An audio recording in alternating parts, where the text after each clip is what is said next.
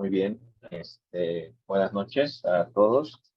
En nombre del doctor Rafael Paz, presidente del Colegio de Radiología del Estado de Guanajuato, tenemos el honor de presentar y agradecemos profundamente su amabilidad y su tiempo a la doctora Natalia Villarreal del Bosque. Ella es radióloga con alta especialidad en imagen de cabeza y cuello por la Universidad Autónoma de Nuevo León, alta especialidad en imagen de PET-CT por la UNAM, radióloga, miembro del Tumor Board de Cabeza y Cuello de Tech Salud, miembro de la Sociedad Americana de Radiología de Cabeza y Cuello, la ASHMR por sus siglas en inglés.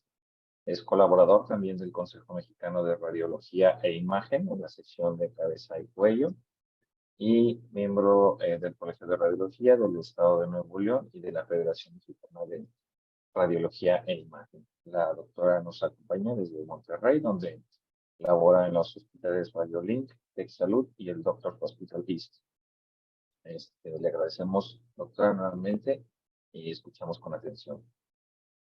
Muchas gracias, doctor Ricardo, por la invitación y por la introducción. También aprovecho para agradecer al doctor Rafael Paz por la amable invitación. Quiero decirles y compartirles que estoy muy contenta de estar aquí con ustedes en el Colegio de Radiología e Imagen del Estado de Guanajuato. Y pues vamos a empezar con el tema, que es malformaciones del oído. Obviamente su enfoque por imagen. Vamos a hablar acerca de las malformaciones del oído externo, del oído medio y del oído interno. Entonces, a modo de introducción, solamente quisiera resaltar la importancia de los dos estudios de imagen para la valoración del oído, que es la tomografía y la resonancia magnética. La tomografía regularmente la utilizamos para las malformaciones del oído externo y medio, aunque es también buenísima para las malformaciones del oído interno. Debe de realizarse con una técnica con algoritmo óseo y con un grosor de corte de 0.6, que sería lo ideal.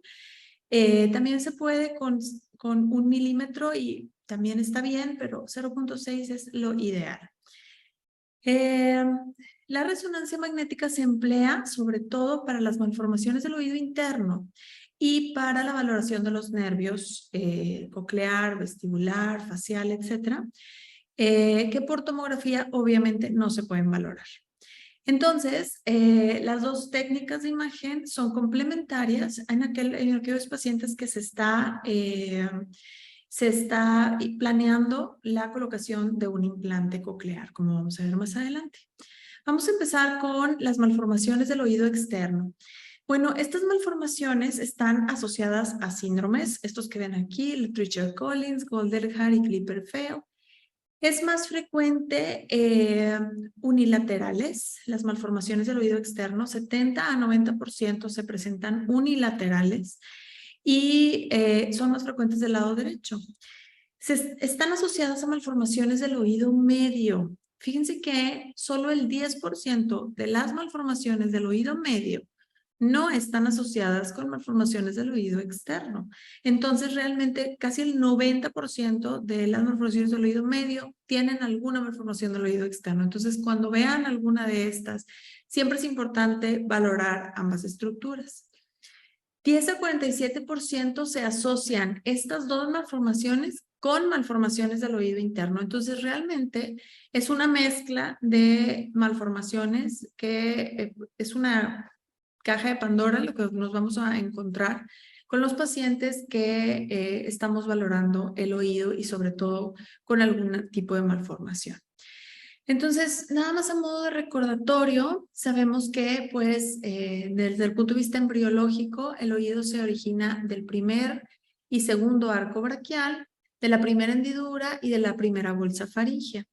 Este dibujo es muy sencillo, pero me encanta porque con colores podemos identificar, por ejemplo, aquí en el pabellón auricular, qué es lo que se origina del primer arco y también del oído medio. Fíjense acá cómo hay partes del mango, del martillo y del yunque que también se originan de este mismo arco. Y el resto del pabellón auricular, o casi la mayoría del pabellón auricular, y la otra parte de la cadena osicular se origina del segundo arco branquial. Entonces, es por eso que las malformaciones del oído externo y medio están íntimamente ligadas. La primera hendidura braquial está formada por la concha, o se forma la concha del pabellón auricular y la gran mayoría del conducto auditivo externo. Y la bolsa faríngea, la caja timpánica y la trompa de Eustaquio, ¿ok? Acuérdense que el oído interno se origina del otocisto, completamente diferente, ¿ok?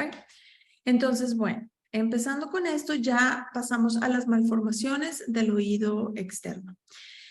Realmente como radiólogos, y sinceramente, no creo que sea tan relevante que valoremos las malformaciones del pabellón auricular, porque obviamente esto es algo que los clínicos tienen a la vista. Ellos saben hacer la clasificación de las microtias por imagen, podemos realizar estas reconstrucciones, pero realmente no creo que seamos aquí clave, ¿verdad? Porque pues ellos lo tienen ahí a la vista en su consultorio. Pero debemos de saber que se dividen en la clasificación o de acuerdo a WIRDA en tres malformaciones. Malformación de primer grado, en donde la mayoría de las estructuras están presentes.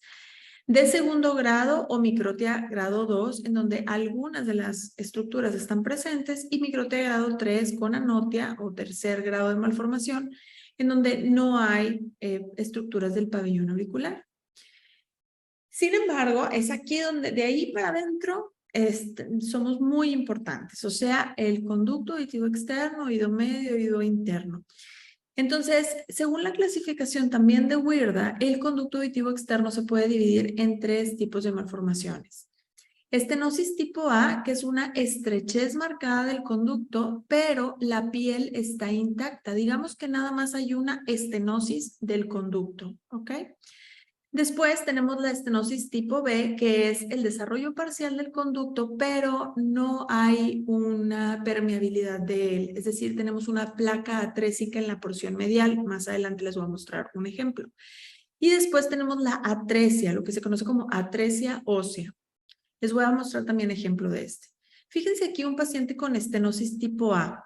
Podemos comparar de un lado a otro cómo el conducto auditivo externo del lado izquierdo se ve más estrecho, sobre todo en su porción más interna, en la porción ósea del conducto, y se nota más cuando hacemos las reconstrucciones sagitales. Fíjense que esta reconstrucción para mí es la más importante para la valoración del conducto, porque aquí podemos ver literalmente un corte axial del conducto. Entonces, yo siempre recomiendo que valoremos el sagital de afuera para adentro, ¿ok? Desde el pabellón auricular hasta el oído interno, y podemos ver el conducto auditivo externo y de esta forma comparar, miren acá, este es el derecho, este es el izquierdo, y vean cómo el izquierdo tiene una marcada disminución de su calibre. Eso es una estenosis tipo A. Fíjense que asociado, este paciente también tenía una displasia de la cadena osicular, del martillo y del yunque, se veían fusionados y no había un proceso largo, perdón, un mango del martillo que se notara adecuadamente formado. Entonces, pues aquí se combinaron las malformaciones y más adelante vamos a hablar sobre las malformaciones del oído medio. Este es un ejemplo de la estenosis tipo B. También se le llama atresia membranosa o fibrótica. En esta, el conducto auditivo externo puede estar formado, solamente que está completamente obliterado por este tejido fibroso.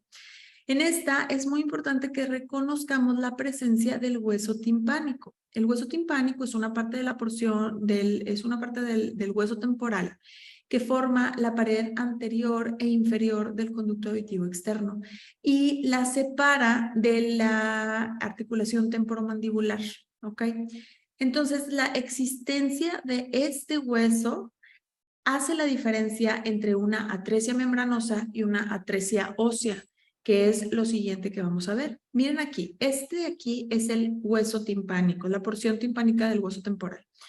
Acá adelante tenemos la articulación temporomandibular y acá las celillas mastoideas. miren cómo del lado derecho no existe este hueso, tampoco veo la permeabilidad del conducto auditivo externo. Además, vean cómo el pabellón auricular está mal formado, está más pequeño y deforme a comparación del lado izquierdo, por ejemplo. Y aquí quiero resaltar, quiero tomar la oportunidad de decirles que lo ideal es que en la tomografía no se le coloquen a los pacientes las almohadillas para tratar de sujetarlos lo más que se pueda. Por ejemplo, en un paciente adulto, déjenlo sin almohadillas para que el pabellón auricular no se deforme. En un niño, obviamente, sí, a veces es necesario ponerle almohadillas, sujetarle la cabeza para tratar de que no se mueva y evitar la sedación en estos pacientes y a veces se logra, ¿ok? Entonces, este mismo paciente, vean cómo no tenía un conducto auditivo externo.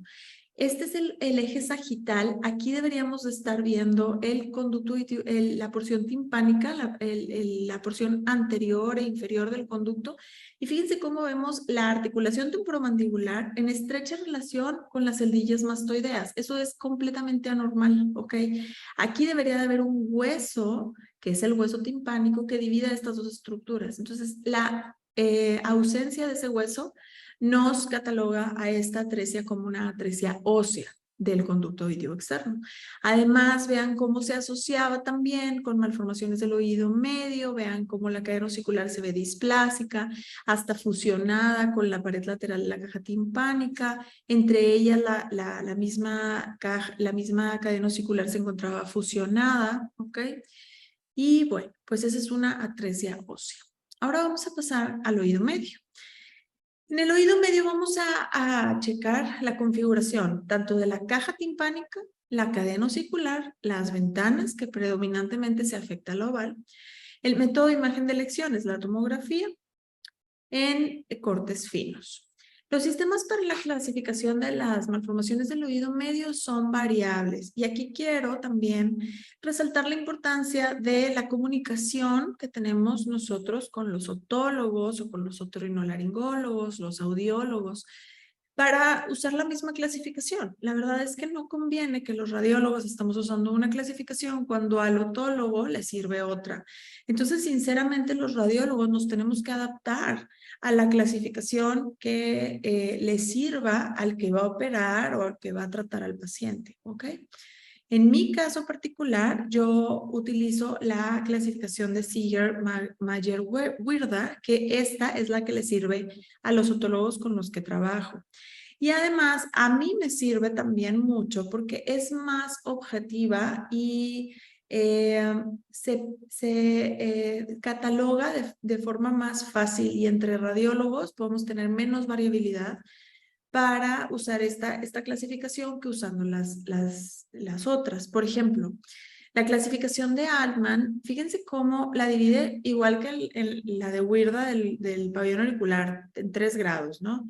Primer grado, segundo grado y tercer grado.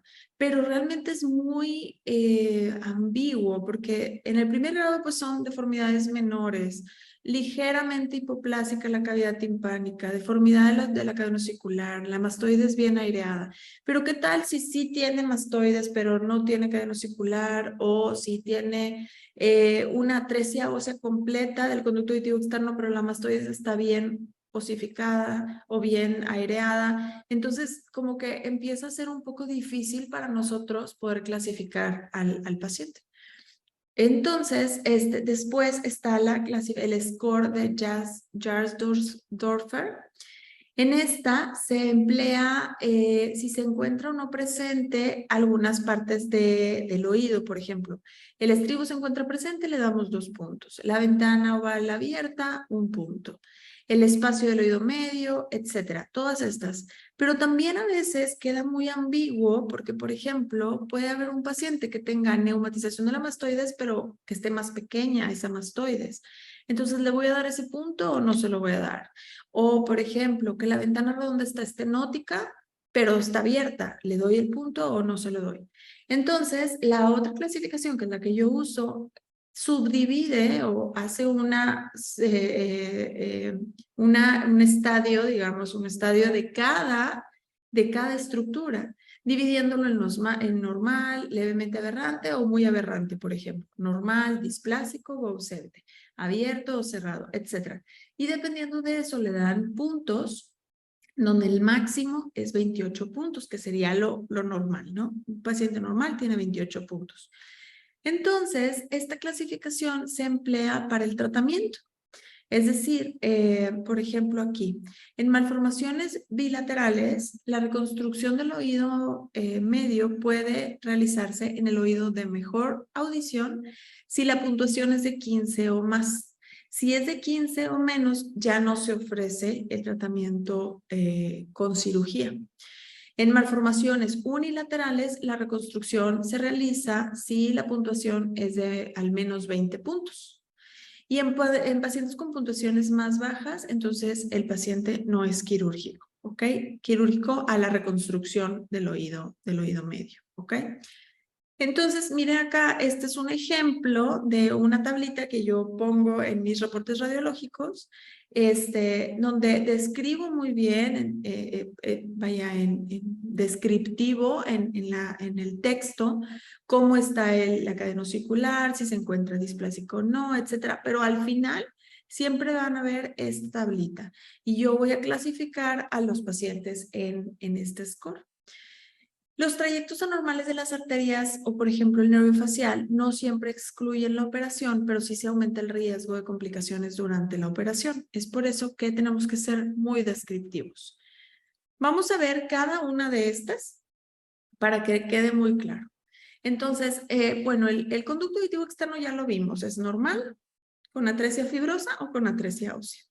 Ahora vamos a ver el tamaño de la mastoides y del tamaño de la caja timpánica. Miren aquí, les puse ejemplos de normal. Fíjense acá la mastoides completamente aireada, ¿ok? Y aparte bien neumatizada.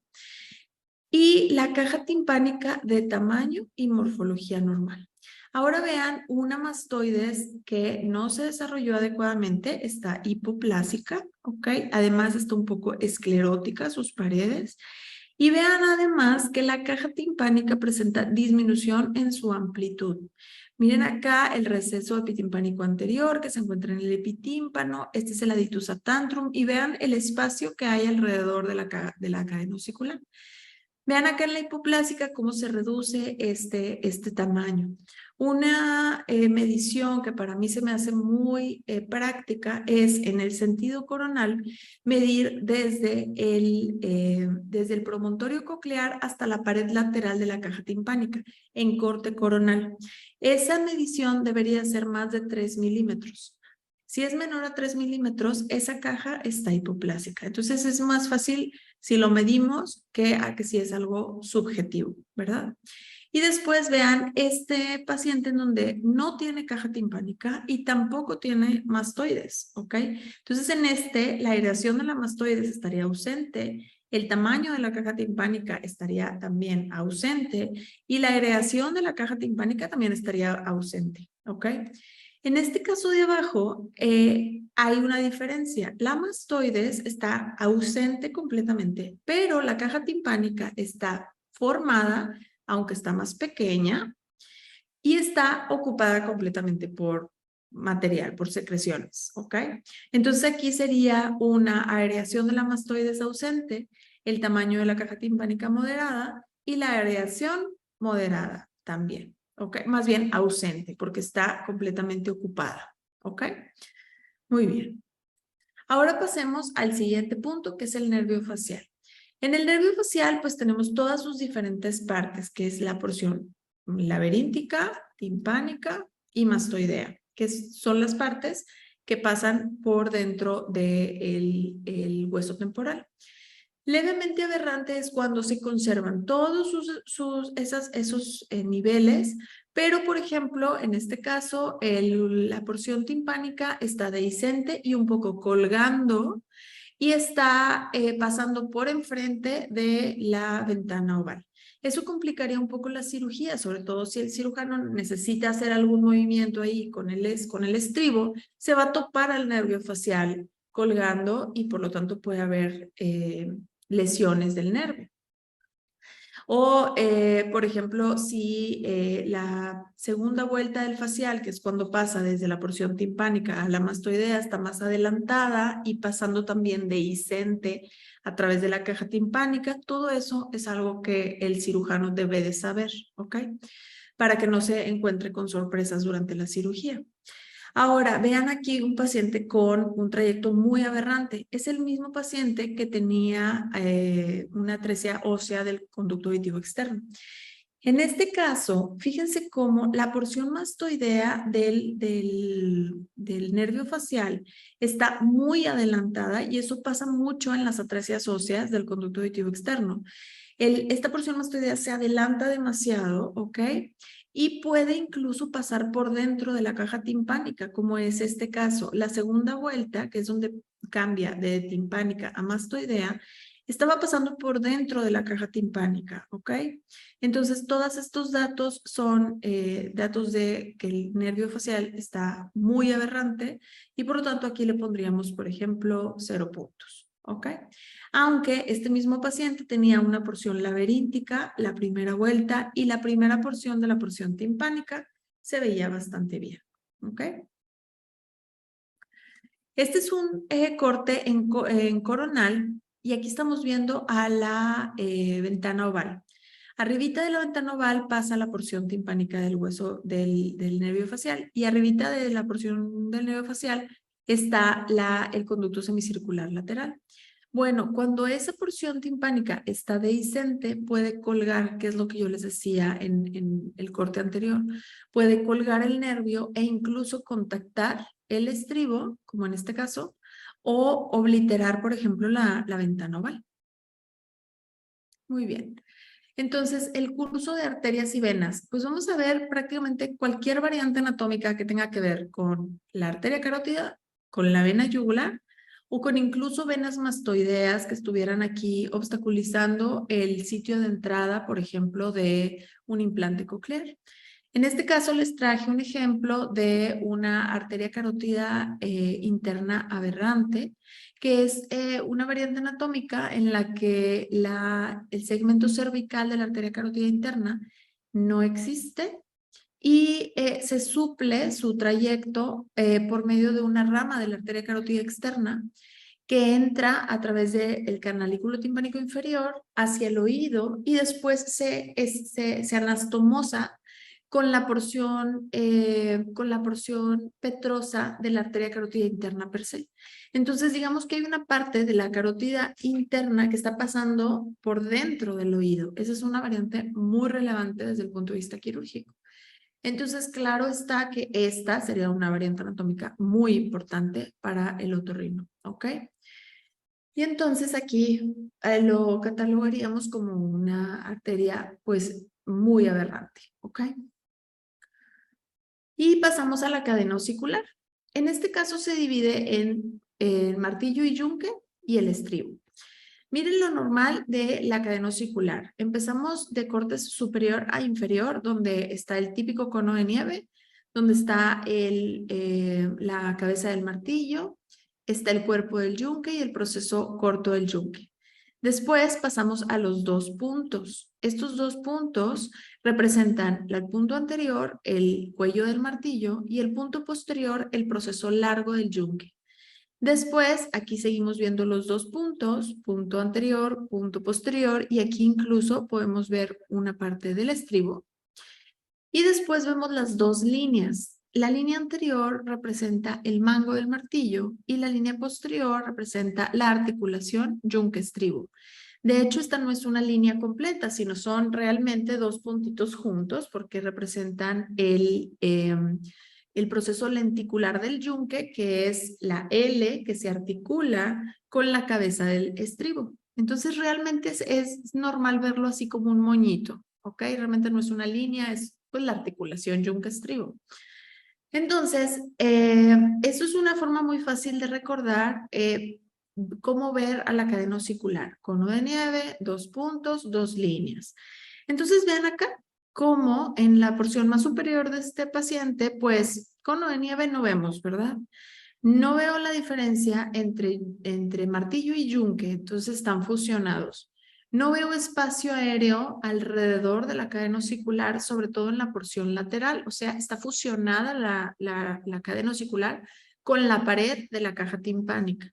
Y más inferiormente, incluso aquí también veo pues un remanente de cadena ocicular, tal vez es una parte del martillo, una parte del yunque, que está fusionada con la caja timpánica.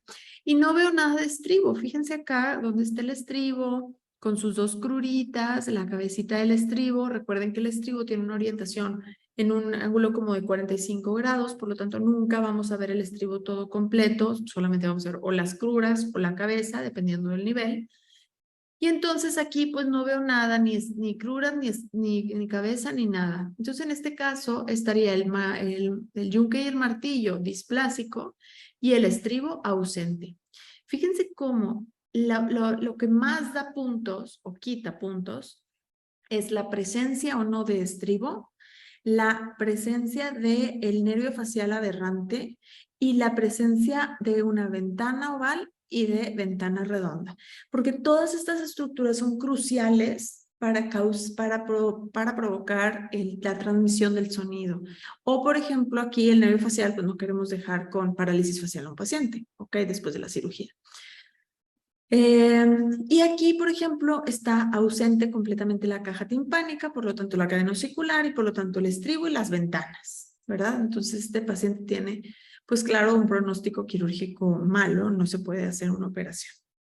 Este es otro ejemplo de displasia de la cadena ocicular. Miren acá cómo estos son cortes, es un corte coronal en la parte superior y este de abajo es un corte axial. Miren aquí donde deberían de estar los dos puntos, como estos dos. Nada más existe el punto anterior, o sea, el martillo está bien, pero el yunque no se encuentra adecuadamente. En el corte coronal, este justamente es el yunque. Aquí deberíamos de estar viendo el proceso largo del yunque articulado con el estribo. Y no veo el proceso largo del yunque que se correlaciona con lo que vi en el eje axial. Y después en este mismo eje coronal, un poquito más posterior, donde se encuentra la ventana oval, aquí está el estribo, solo que el estribo está también mal formado, está pegado en la parte superior donde está el nervio facial, está como fusionado en la misma ventana oval y no está conectado con el resto de la cadena ocicular. Entonces, yunque y martillo estarían displásicos y el estribo también. ¿Ok? Pasamos a las ventanas. Pues esto está muy fácil. Aquí está o están o no están. Están abiertas o están cerradas. Entonces, por ejemplo, este es lo normal de la ventana oval. ¿Ok? Estas son las cruras del estribo y la pueden identificar por las mismas cruras. Justo esta es la ventana oval. ¿Ok? O por el proceso cocleariforme, que es este piquito que se hace adelante de la ventana oval y a un ladito de la cóclea. ¿Ok? Esa es la forma como de identificar la ventana oval. Y después tenemos a la ventana redonda. Estos ya son cortes coronales en donde podemos ver a la ventana oval aquí, normal, y a la ventana redonda más abajo, en forma de tubo hacia abajo, ¿ok? Esta es la ventana redonda. Y en un paciente, pues, con completamente cierre de las ventanas, que es el mismo que tenía ausencia de todo lo demás, no vemos las ventanas. Y en este otro está cerrada la ventana oval, pero está abierta la ventana redonda. ¿Ok? Y terminaríamos con la valoración del oído medio. Vean cómo realmente siguiendo como que los pasos y viendo cada estructura es mucho más fácil. Es como desglosar al paciente y ver todas las malformaciones como separadas y entonces es más fácil en incluso la descripción y también obviamente la conclusión, ¿sí? Es muchísimo más fácil realizarla así si tenemos una estructura y vamos viendo cada cosa, ¿ok? Lo que yo recomiendo es, claro está, hacer la clasificación, pero ser bien descriptivos, ¿ok? Cómo está la cadena ocicular, si está displásica, si está fusionada, qué alcanzan a ver, qué no alcanzan a ver, ¿ok? Eso es algo que yo creo les sirve mucho a los colegas. Y vamos a pasar a las malformaciones del oído interno. En este caso, la tomografía y la resonancia magnética son complementarias. En el oído vamos pues sabemos que el oído interno y la cápsula óptica están completamente formados en el nacimiento y ya no crecerán en la infancia. Es por eso que si ustedes ven un TAC de cráneo de un niño, de un bebito recién nacido, por ejemplo, los oídos se ven muy prominentes, se ven muy grandes. Eso es normal porque su cráneo realmente es el que está pequeño y va a ir creciendo el cráneo, pero los oídos no. Los oídos así se van a quedar, ¿ok? Entonces, este es un corte axial, bueno, axial al conducto auditivo interno, realmente es un corte sagital, en donde podemos ver las estructuras del oído interno que todos ya no sabemos, ¿no? El facial arriba y adelante, el coclear abajo y adelante, y los vestibulares atrás, superior e inferior, ¿verdad? Seven up, coke down y los vestibulares, no hay pierde, ¿ok? Y eso de los dos lados, claro está. Aquí lo que quiero resaltar es, uno, la importancia de la calidad del estudio. Si ustedes no pueden ver así a los nervios en el fiesta o en el CIS, la secuencia que hagan, que es un T2 fino y pesado, si no pueden ver así los nervios, no es una secuencia adecuada para ver un paciente con hipoacusia neurosensorial y tienen que mejorarla. ¿Cómo la mejoramos? Yo sé que si mientras más finos los cortes, más se prolonga el estudio y no queremos que la secuencia dure 8 minutos, ¿verdad? Entonces reduzcan la amplitud del estudio, no adquieran todos los nervios craneales como si quisieran ver, por ejemplo, una fosa posterior o el fiesta de todo el media cabeza. Enfoquen el fiesta, mi fiesta son 3 centímetros, de 2 a 3 centímetros de arriba para abajo. Y lo único que veo es el conducto auditivo interno y el oído interno. Si un poquito más arriba de los conductos semicirculares y un poquito más abajo de la cóclea, eso es lo que necesitan ver. Entonces, eso va a reducir muchísimo el tiempo de adquisición del estudio y por lo tanto les va a permitir hacer un mejor estudio haciendo cortes más finos. Los cortes del fiesta también, mientras más finos mejor, más cercanos al punto 6 está perfecto. Hay algunas resonancias que no permiten menos de punto 8 y está muy bien, lo más que se pueda, ¿ok? Para que ustedes puedan ver los nervios diferenciados uno del otro, ¿ok? Entonces, próximo estudio de oídos que vean, lo van a poner en sagital y van a realmente analizar si la secuencia está bien hecha y si no, se van a poner a tratar de mejorarla para que los nervios se vean así, ¿ok? Entonces, las malformaciones del oído interno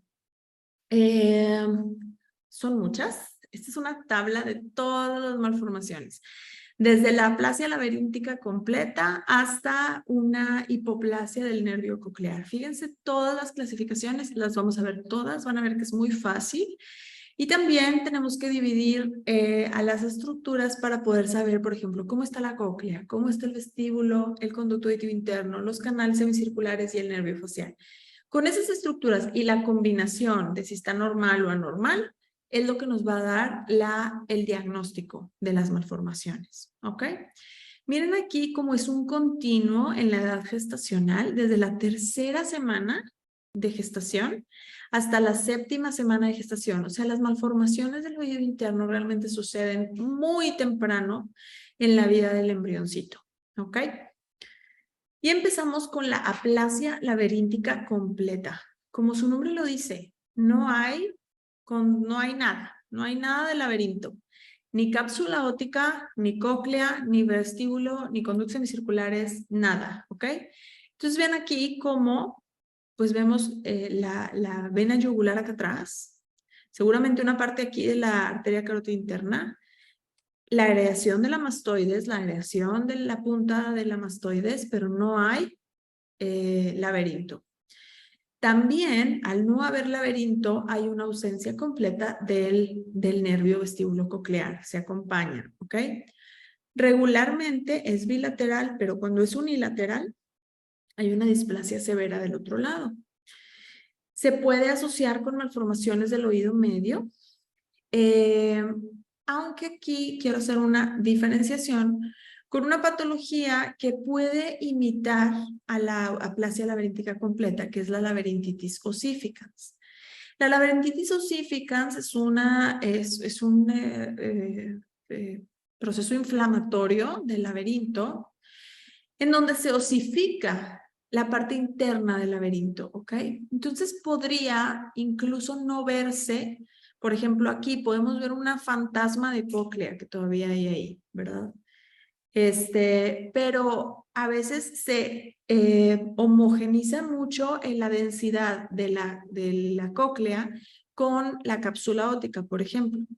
Entonces no vemos ni la cóclea, ni los conductos circulares, ni nada. Entonces podríamos confundirlo con una aplasia laberíntica completa. Pero recuerden que esta parte de aquí, que es el promontorio coclear, que es una parte de la pared medial de la caja timpánica, que es la prominencia que hace la cóclea en esa pared medial, está presente cuando obviamente la cóclea está presente. Si la cóclea está ausente, no vamos a ver promontorio coclear, ¿ok? Entonces, bueno, podríamos emplear esa característica para, para diferenciarlos. Se está yendo la luz en mi casa de forma como baja voltaje. Si se interrumpe la señal, por favor avísenme, ¿sí? Sí, me están llegando mensajes a mi celular. Muy bien. Entonces, en este caso, el implante coclear está contraindicado. No hay nada. Este es un caso, por ejemplo, de una laberintitis ossificans en donde nada más está osificada la vuelta basal de la cóclea, pero la parte medial y apical de la cóclea se ven bien. Y fíjense, aquí está el promontorio coclear. Igual aquí, ejemplos de laberintitis ossificans. Miren cómo está casi igual a la cápsula óptica, pero sí tenemos promontorio coclear. Después pasamos al otocisto rudimentario. Esta es una cavidad de unos cuantos milímetros en la cápsula óptica. La cápsula óptica es este hueso denso que está rodeando al laberinto, ¿ok? Por eso en el anterior no existía ni siquiera la cápsula óptica porque no existía laberinto.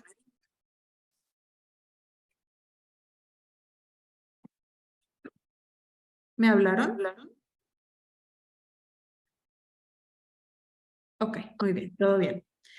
Entonces, aquí vemos cápsula óptica, que entonces eso quiere decir que hay una parte del laberinto, excluimos el diagnóstico anterior, pero vemos una pequeña cavidad. Ese es el otocisto rudimentario. Aquí el conducto auditivo interno puede estar presente, pero súper rudimentario, muy hipoplásico, o definitivamente ausente. Funcionalmente es muy similar a si no existiera laberinto, entonces el implante coclear también está contraindicado. Después pasamos a la aplasia coclear. Como su nombre lo dice, no existe cóclea, pero sí vestíbulo y canales semicirculares, aunque estos dos pueden estar en cualquier grado de displásicos o dilatados.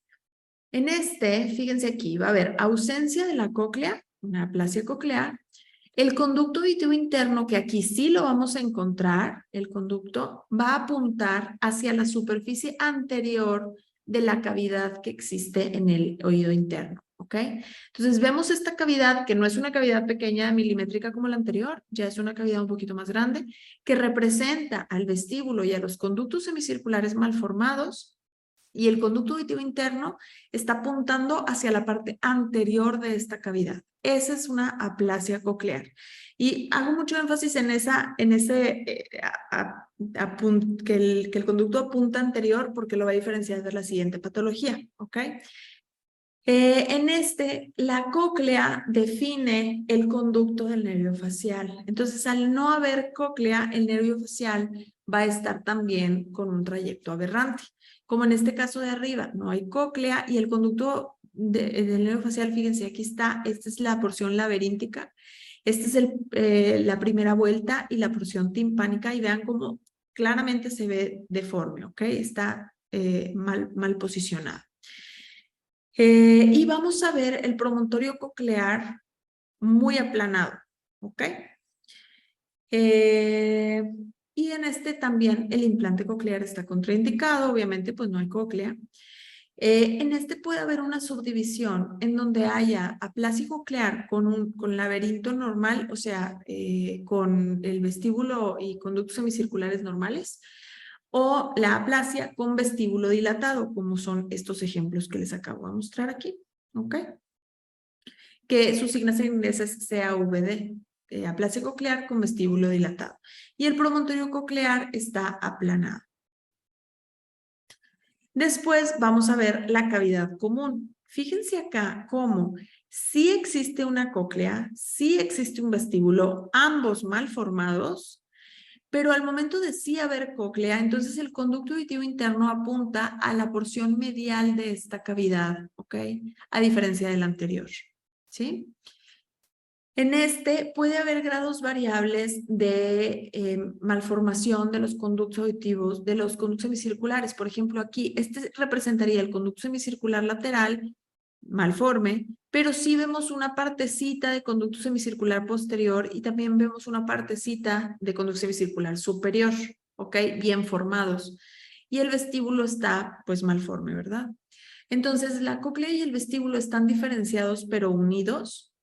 No hay arquitectura interna, el conducto auditivo interno apunta hacia la región medial o al centro de esta cavidad y los conductos pueden estar normales o malformados. En este sí puede hacerse implante coclear solamente si hay nervio o se puede hacer un implante del tallo, ¿ok? Del tallo cerebral. Vamos a pasar a las particiones incompletas. Hay 3 tipos de particiones y en este vamos a hablar de la partición tipo 1, tipo 2, que es esta de abajo, y tipo 3. En esta, la cóclea y el vestíbulo ya están mejor diferenciados entre sí, ¿ok? Ya no hay una cavidad común como en la anterior.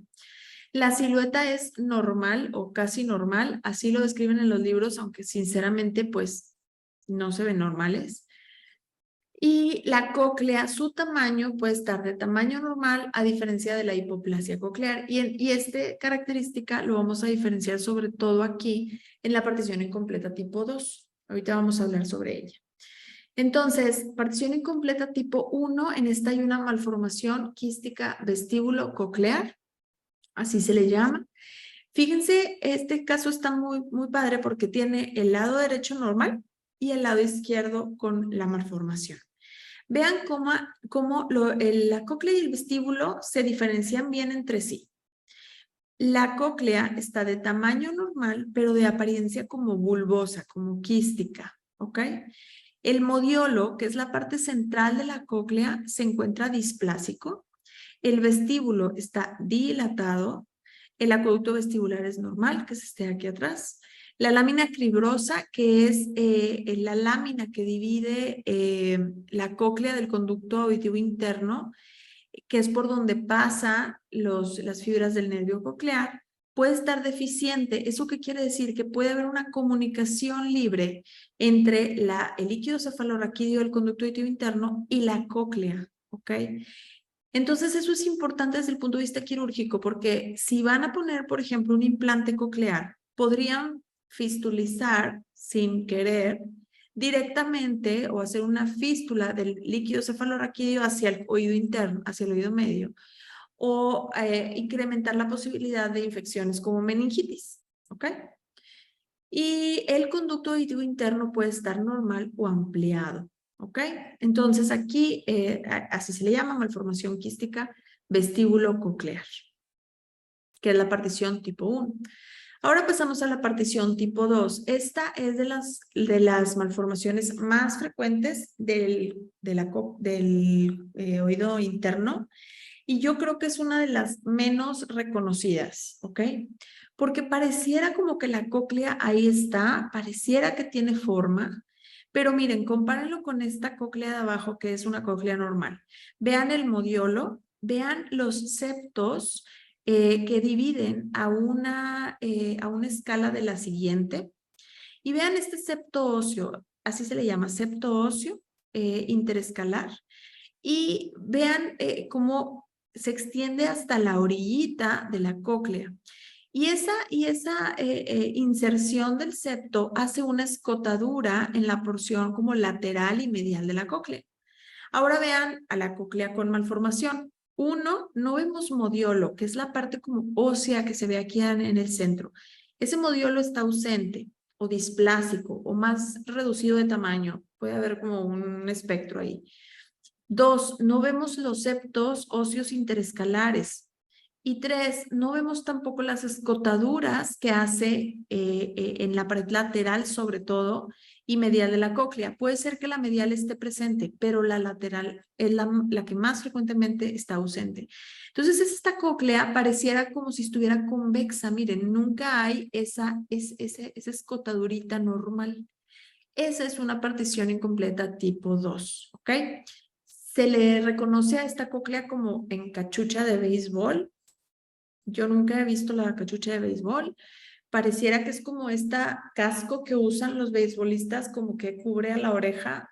Y bueno, eso es lo que yo entiendo que tratan de decir que es la cachucha de béisbol. Pero bueno, lo que a mí me sirve más es ver esta borde lateral liso, cóncavo o convexo, ¿ok? Que no tiene esas escotaduras. Esta deformidad, para partición incompleta, se puede asociar con otras dos, que es el vestíbulo dilatado y la dilatación del acueducto vestibular. Si está estas tres, entonces ya podemos hablar de una deformidad de Mondini. No es equivalente la partición incompleta tipo 2 con la deformidad de Mondini. Tiene que estar asociada a estas otras dos malformaciones. ¿Ok? Y lo que pasa en esta partición, pues es que no hay una arquitectura interna de la cóclea normal y no hay una adecuada diferenciación entre la vuelta apical y media de la cóclea, ¿ok? Entonces, por eso se hace como esta cóclea malforme. Hay publicaciones en donde nos ayudan con este ángulo a tratar de reconocer más fácil a las particiones incompletas tipo 2.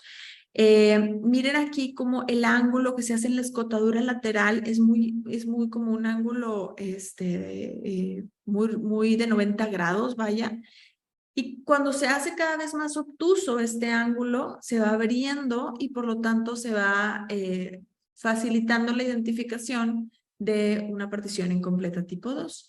Además que vean el modiolo, miren aquí el modiolo normal, el septum interescalar normal, y acá vean cómo los modiolos cada vez se van haciendo más pequeños, los septos interescalares cada vez se van haciendo más deformes o más ausentes, y entonces esta es una partición incompleta tipo 2. Miren cómo en este caso también estaba asociado con una dilatación del vestíbulo y con una dilatación del acueducto vestibular, dando como resultado la deformidad de Mondini. Y pasamos a la partición incompleta tipo 3. En esta es la típica como imagen de sacar corchos de la cóclea, que parece como si estuviera unida al conducto auditivo interno, como si nunca hubiera una separación. Aquí está el conducto auditivo interno y luego le termina en cóclea, ¿ok? En esta igual puede haber una comunicación anormal entre cóclea y líquido cefalorraquídeo. Esta es súper rarísima, yo creo que yo nada más la he visto en libros, nunca me tocó un caso. Y es asociada a la hipoacusia ligada al X por mutación de este gen. Las características es la ausencia del modiolo y de la lámina cribrosa, que es la que yo les decía que estaba aquí. ¿Ok? Separando el modiolo del conducto auditivo interno. Comunicación con el líquido cefalorraquídeo. Miren la cápsula óptica, está súper delgadita. ¿Ok? El vestíbulo puede estar normal y también los conductos semicirculares y los nervios presentes, como en este caso, miren acá. ¿Ok? Después pasamos a las hipoplasias, es decir, la cóclea está presente, pero está reducida de tamaño. Hay 4 tipos de hipoplasias y aquí están todas, la A, B, C y D, 1, 2, 3 y 4. La 1, que es la más severa, es una presencia de cóclea, pero se le llama cóclea en capullo, parece como un capullito de una flor, ¿ok? No hay modiolo, no hay septum interescalar, no hay nervio coclear o está hipoplásico y por lo tanto, obvio, el implante coclear está contraindicado. Después tenemos a la hipoplasia coclear tipo 2. Es una cóclea pequeña que tiene una forma normal y que tiene un nervio coclear normal. Eso lo veríamos obviamente por resonancia magnética. Después vemos a la cóclea tipo 3. En esta Es la típica cóclea que escuchamos siempre de menos de 2 vueltas. Recuerden que las cócleas siempre hay que contar las vueltas, siempre hay que contar que haya 2 vueltas y media al menos. Una completa de la basal, una completa de la media y un piquito de la apical. Esas son las 2 vueltas y media, ¿ok? Si no tiene 2 vueltas y media, tiene 1,5 o 2 vueltas, entonces es una hipoplasia coclear tipo 3, ¿ok? Es también muy difícil de identificar si no contamos las vueltas de la cóclea. Tiene una forma normal, miren cómo las escotaduras incluso laterales se ven, pero en este caso no veo la vuelta apical de la cóclea, ¿ok? Entonces en este sería una hipoplasia.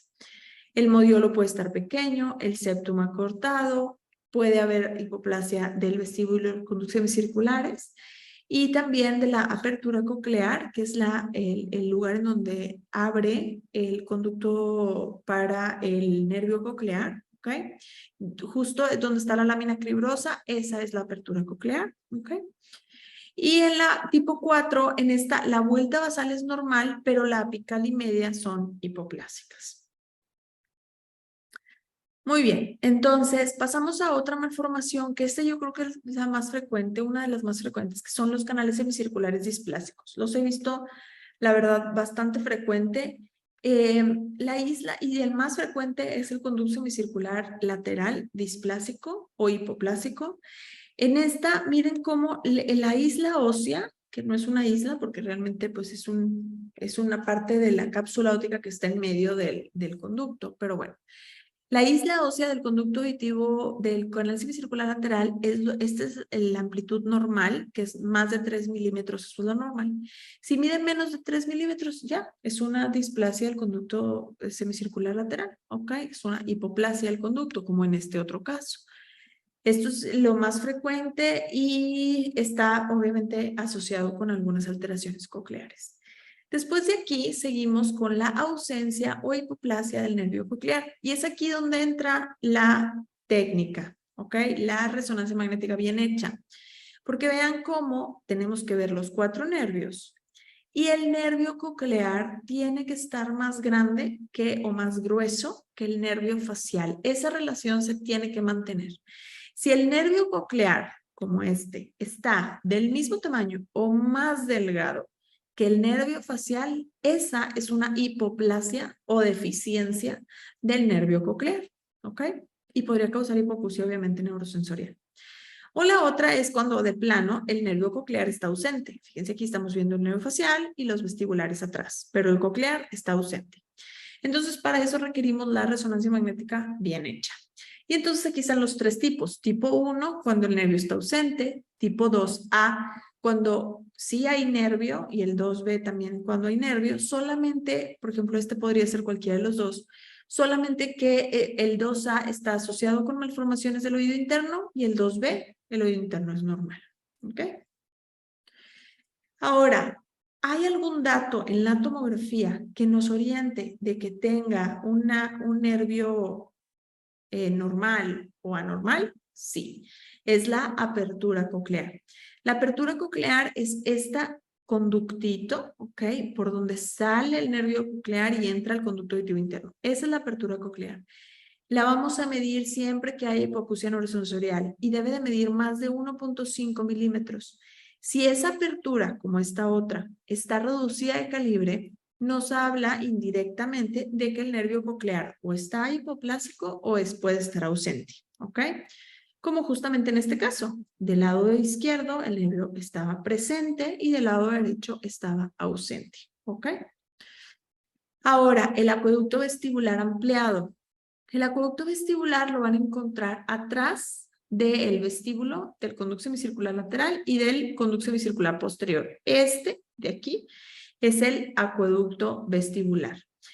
Ese acueducto debe de medir menos de 1 milímetro en su diámetro, sobre todo medido en su tercio medio. Si mide más de 1 milímetro, es una dilatación del acueducto. Esta causa hipoacusia neurosensorial a lo largo de la vida. Y eso es porque teóricamente, la teoría más aceptada es que con microtraumatismos, hay microsangrados y que causan esta hipoacusia neurosensorial. Como en este caso, miren la diferencia de la calidad del líquido del vestíbulo, del acueducto vestibular del lado derecho en comparación con la del lado izquierdo. El lado derecho tiene restos de sangrado. ¿Ok? Y recuerden que cuando está asociado con dilatación del vestíbulo y con partición incompleta tipo 2, entonces ya es una deformidad de Mondini. Muy bien. Entonces, este artículo está publicado por el doctor Felice de Arco, que es un neuroradiólogo con especialidad en pediatría y que muy bueno para patología de oído, que se los recomiendo porque aquí nos habla de las mediciones que podemos hacer en el oído. O sea que cuando tengan un paciente que tiene hipoacusia neurosensorial pero no le encuentran nada, yo siempre me voy a las mediciones. A ver, vamos a ver si tengo algo objetivo que puedo reportar, ¿ok? La isla ósea del conducto semicircular lateral, la altura de la cóclea, la longitud de la cóclea. Estoy viendo una cóclea a lo mejor más pequeña, pero con morfología normal, y por eso no me doy cuenta que está anormal, o sea, que está malforme, que hay una malformación coclear, porque a lo mejor la veo normal, pero está más pequeña, tenemos una hipoplasia a lo mejor de la cóclea. Entonces, me voy a estas mediciones, las hago, y bueno, si me salen normales, pues ya se reporta como un estudio normal, ¿ok? ¿Cuál es el checklist de las mediciones? Una, la apertura coclear. Más de 1.5 milímetros es lo normal. Conducto auditivo interno, estenosis, menos de 2.5 milímetros en diámetro. La ventana oval, estenosis, menos de 2 milímetros en el eje coronal. Ok, miren, esto es lo normal y esta está estenótica. La ventana redonda, estenosis, la misma medición que la apertura coclear, ¿ok? Entonces, para que no se les olvide, ventana redonda y apertura coclear tienen la misma medición. Menos de 1.5 milímetros, ¿ok? Es estenótica. Y el acueducto vestibular es de más de 1 milímetro. Más de 1 milímetro, como este de aquí, está anormal. Este es el normal, ¿ok? Y bueno, pues este es un mapa en donde podemos, si nos estamos perdiendo, nos podemos regresar a la tablita, que vamos a ver cómo está el vestíbulo, cómo está la cóclea, cómo están los conductos circulares, etcétera, etcétera. O irnos a esta tablita. Por ejemplo, tenemos un paciente con hipoacusia neurosensorial. Tenemos laberinto primero. No, pues no hay nada de laberinto, es una anomalía de Mitchell, que es la aplasia laberíntica completa, ¿verdad? Ahora, sí tenemos laberinto, pero tenemos una malformación del vestíbulo de los conductos semicirculares con cóclea ausente y no tenemos promontorio coclear, pues aplasia coclear. Sí tenemos un solo quiste, pero hay una buena separación entre la cóclea y el vestíbulo. Sí hay una buena separación, esa es una cavidad común. No hay una buena separación. Nos vamos con, sí, no hay una buena separación entre la cóclea y el vestíbulo. O más bien, perdón, no tenemos una única cavidad, ¿ok? Entonces, la separación entre la cóclea y el vestíbulo está pequeña la cóclea, con arquitectura interna normal, es una hipoplasia tipo 1 o tipo 2, o con arquitectura interna preservada, hipoplasia tipo 3 o tipo 4.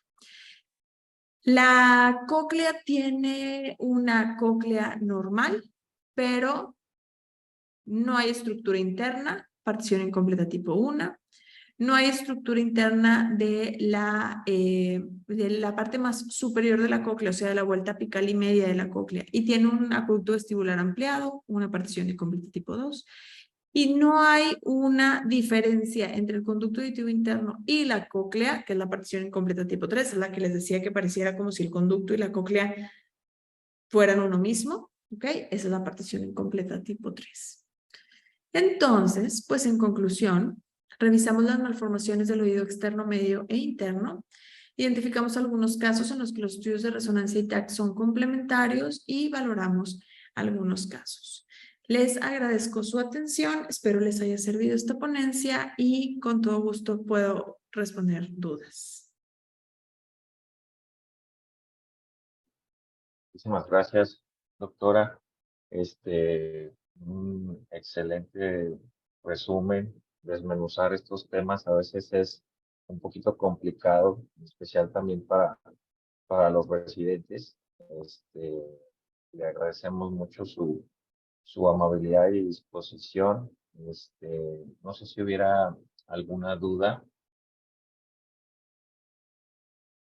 El chat me parece que no. Como que ya les dejé mis contactos, mis redes sociales y con todo gusto, si tienen una duda que quisieran hacerme más personalizada, con todo gusto les puedo responder por ahí. Pues, si no hay alguna otra cosita que agregar, reitero el agradecimiento por parte del Colegio de Radiología e Imagen del Estado de Guanajuato y a nombre del doctor Rafa Paz, estamos profundamente agradecidos con su amabilidad, disponibilidad y esta gran expertise que nos comunicó y desmenuzar este tema de tal manera. Muchísimas gracias, doctora. Igualmente, doctor, muchas gracias. Y muchas gracias a los que me están escribiendo en el chat. Les agradezco y estoy muy contenta de estar aquí con ustedes. Muy bien, pues si no hay alguna cosa más, están los datos de contacto de la doctora y pues damos por terminada nuestra sesión mensual reglamentaria. Les agradezco mucho a los que estuvieron al pendiente. Muchísimas gracias. Hasta luego.